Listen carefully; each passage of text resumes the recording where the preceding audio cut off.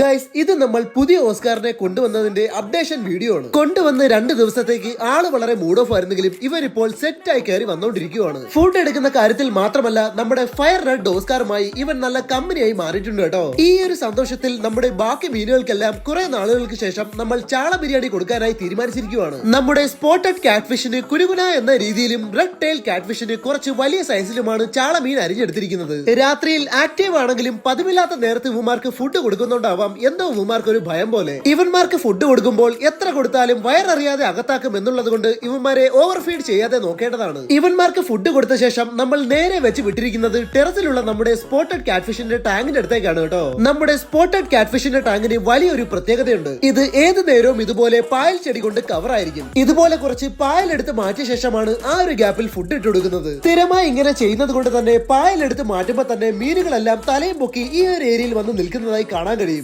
ആഹാരം കഴിച്ച് വയറ് വീർത്താൽ മാത്രമേ ഈ ഒരു ഏരിയ വിട്ട് ഇവന്മാർ പിന്നെ മാറുകയുള്ളൂ. എന്തായാലും കൂടുതലിട്ട് കൊഞ്ചിക്കാനുള്ള ടൈം ഇല്ലാത്തത് കൊണ്ട് ചാളയുടെ കഷ്ണമെല്ലാം കയ്യിലേക്ക് തട്ടി ഒന്നിച്ചങ്ങ് വെള്ളത്തിലേക്ക് ഇട്ട് കൊടുത്തിട്ടുണ്ട് കേട്ടോ.